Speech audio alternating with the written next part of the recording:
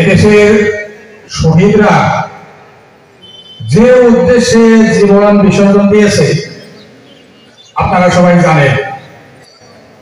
উদ্দেশ্য কি? এই দেশে কোনো অন্যায় থাকবে না,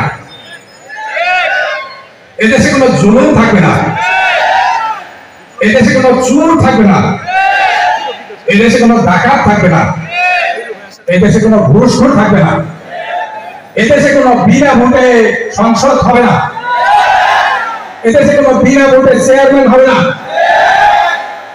আপনারা সবাই জানেন যে স্বাধীন হয়েছে, স্বাধীনতা ধরে রাখা যে স্বাধীন করার চেয়ে আরো অনেক বেশি কঠিন, এটাকে আপনারা স্বীকার করেন?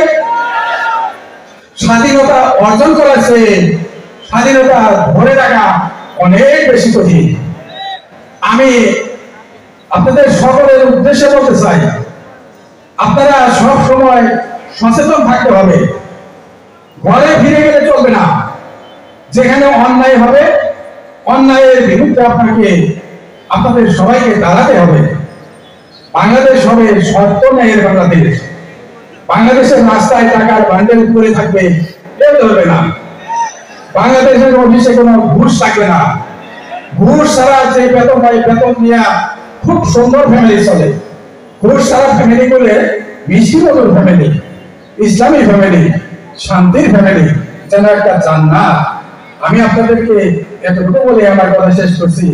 আসসালামু আলাইকুম ওয়া রাহমাতুল্লাহ।